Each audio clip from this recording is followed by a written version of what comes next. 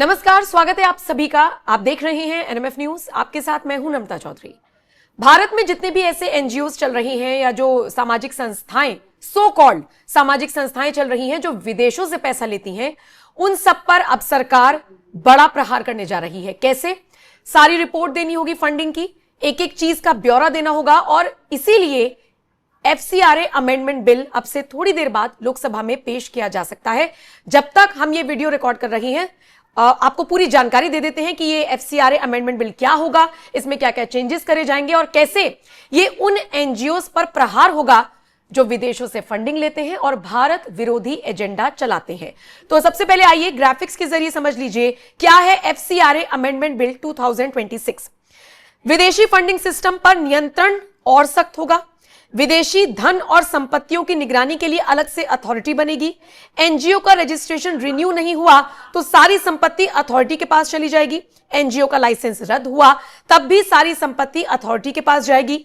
विदेशी फंड से जुड़ी किसी भी संपत्ति को बेचने से पहले सरकार की अनुमति लेनी होगी। अगर कोई संस्था सस्पेंड है तब भी वो संपत्ति का लेन देन नहीं कर सकती। गड़बड़ी पर पदाधिकारी व्यक्तिगत रूप से जिम्मेदार होंगे। फॉरेन फंड्स की जांच के लिए केंद्र की अनुमति लेनी होगी और कोई भी गड़बड़ी एनजीओ में अगर पाई जाती है तो अथॉरिटी के अधिकारी व्यक्तिगत रूप से जिम्मेदार होंगे। तो मैंने आपको खैर पहले भी बता दिया। पंकज जी, अभी बहुत वक्त पहले एक खबर आई थी कि सरकार ऐसे एनजीओ पर शिकंजा कस रही है जो बाहर से पैसा लेते हैं। यह सिर्फ एक फरमान आया था और लाखों एनजीओ रातों रात बंद हो गए थे। ये एक बार फिर शिकंजा कसने की तैयारी है, लेकिन और लीगल तरीके से, और शायद इसीलिए ये एफसीआरए अमेंडमेंट बिल आज पेश किया जा सकता है। बड़ा इंटरेस्टिंग है। 2018 में राजनाथ सिंह जी ने सिर्फ एक लाइन कहा कि जो विदेशों से आप पैसा प्राप्त करते हैं ना, वो एसबीआई के अकाउंट में लीजिए। आप नई दिल्ली वाला एसबीआई का अकाउंट। पता चला कि 50-60 हजार एनजीओ बंद हो गए। मतलब कि दिक्कत क्या है भाई? आपका एसबीआई अकाउंट है, जो फॉरेन फंडिंग है सिर्फ वहां से ले लीजिए, वहीं मंगवा लीजिए। बंद हो गए। सरकार ने कहा कि ये बंद क्यों हो गए? फिर कहा कि एक चीज और सरकार ने कहा कि जितना पैसा आप विदेश से प्राप्त करते हैं वो तो समाज सेवा के नाम पे प्राप्त करते हैं, तो उसका सिर्फ आप 30% प्रशासनिक खर्चे में, जैसे कि अपने एनजीओ के कर्मचारियों को सैलरी देना हो गया, अगर कहीं ऑफिस खोल के रखा है तो उसका रेंट देना हो गया, वो 30% यहां खर्च कीजिए, लेकिन 70% तो उस काम के लिए खर्च कीजिएगा ना जिसके लिए पैसा प्राप्त किया है। तो उन्होंने कहा था, कैप लगा दिया कि 30% ही प्रशासनिक खर्चे कर सकते हैं, बाकी आपको जिस काम के लिए पैसे लिए हैं वो करने होंगे। पता चला कि 1.5 लाख एनजीओ फिर बंद। सरकार ने कहा कि गजब कहानी है, जब भी कुछ बोलता हूं तो बंद होने लगते हैं। फिर सरकार ने एक काम और कहा कि आपको हर साल हिसाब देना होगा। हिसाब मतलब ऐसा नहीं, मैं ये नहीं पूछूंगा कि कहां से प्राप्त किए, कहां खर्च किए, मुझे क्या मतलब, सिर्फ इतना ये है हमको कि कितना आया आपके पास विदेश से पैसा और कितना खर्च हुआ, और ये भी बता दीजिए कि कैसे खर्च किया। पता चला कि 2 लाख एनजीओ बंद अपने आप, बिना कुछ कहे हुए। इसका मतलब कि ये अनअकाउंटेड मनी इतने बड़े पैमाने पर आ रहे थे, ऐसा कोई हिसाब किताब नहीं लेने वाला था। और क्या होता था वो मेरे से ज्यादा कोई बेहतर नहीं आपको बता सकता। मैं झारखंड में हूं,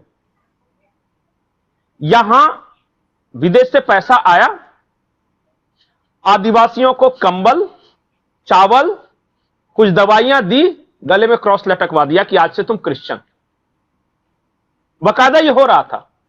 यह उदाहरण है। एक बुल्गारिया या किसी देश का, डेनमार्क का एक नागरिक है, नाम है ज्ञान द्रेज, मैं एग्जैक्टली याद नहीं कर पा रहा हूं कि किस देश का है। वो झारखंड में रहता है। एक इंडिया का कुर्ता पहनेगा, हवाई चप्पल पहनेगा और आदिवासियों के बीच घूमता रहता है। बाद में पता चला कि उसका सीधे संपर्क सोनिया गांधी से है।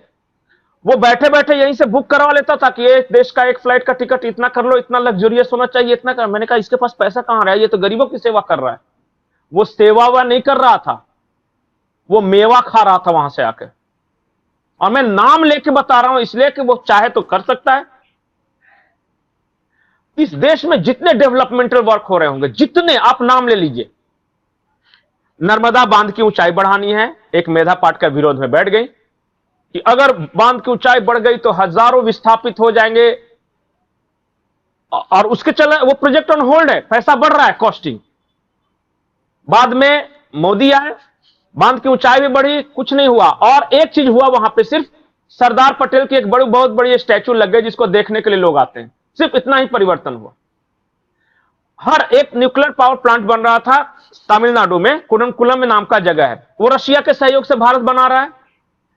अमेरिका का एक एनजीओ है ग्रीन पीस, उसने के उदय कुमार को दे दिया पैसा कि तुम आंदोलन करो, और वो पूरा अफवाह फैला रहा है कि अगर न्यूक्लियर प्लांट ये बन गया, कुडनकुलम न्यूक्लियर प्लांट, तो रेडिएशन होगा, तो पता चला कोख में बच्चे मर जाएंगे, तो कुछ नहीं।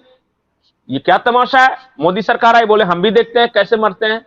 कुडनकुलम न्यूक्लियर पावर प्लांट चल भी रहा है अच्छे से, और एक भी बच्चा भी नहीं मरा, कोई रेडिएशन में नहीं मरा, के उदय कुमार बेरोजगार हो गया। ये धंधा चल रहा था, सारी डेवलपमेंटल एक्टिविटीज, सारा रिलीजियस कन्वर्जन, ये उसी विदेश के पैसे से हो रहा था। और मैं विथ फुल ऑथोरिटी कह रहा हूं ये। और कितने होंगे पता है ये एनजीओ, कितने होंगे?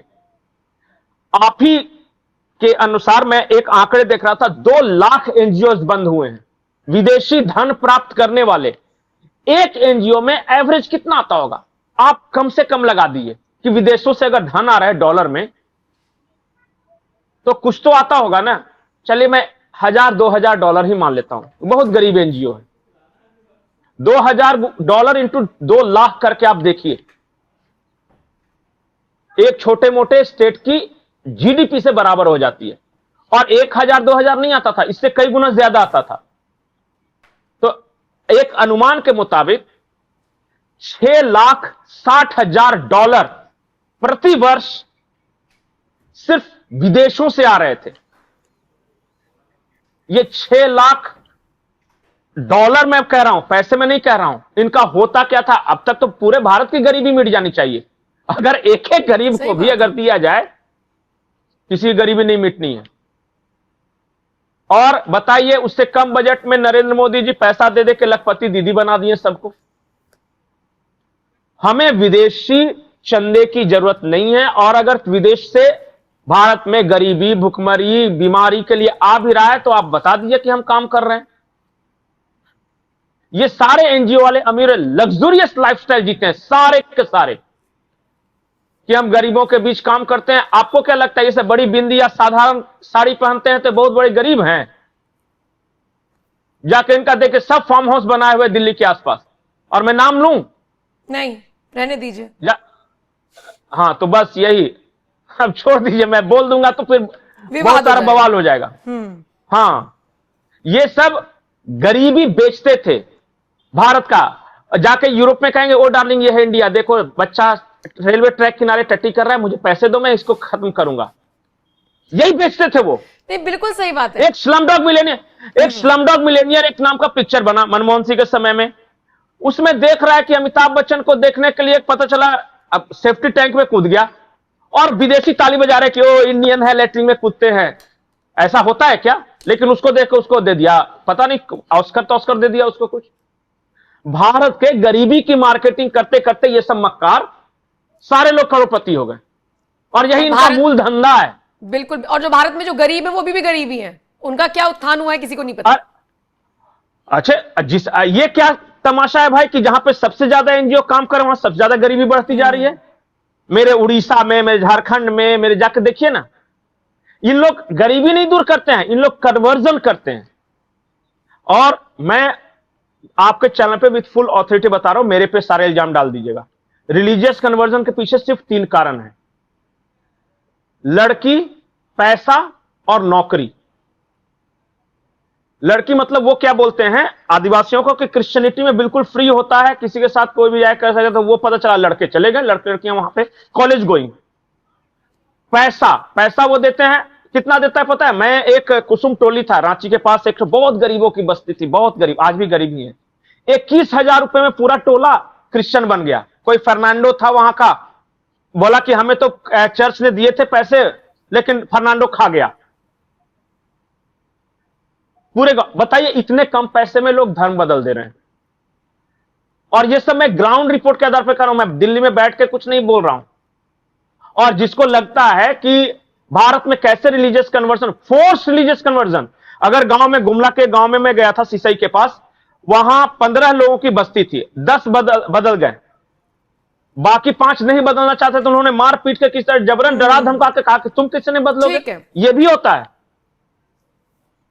और ये सारे गरीबों को टारगेट कर रहे हैं, दलितों को, आदिवासियों को, क्योंकि उन बेचारे के पास शिक्षा नहीं है, वो उनके पास डिफेंस नहीं है, वो चाहे भी तो नहीं लड़ सकते। अच्छा, आदिवासी में भी जाके कोई मुंडा उरांव ये सब में कम है, और नाइक, तिरकी, फिरकी, ये सब खलखो इस सब में ज्यादा है, क्योंकि वो वहां भी गरीब थे।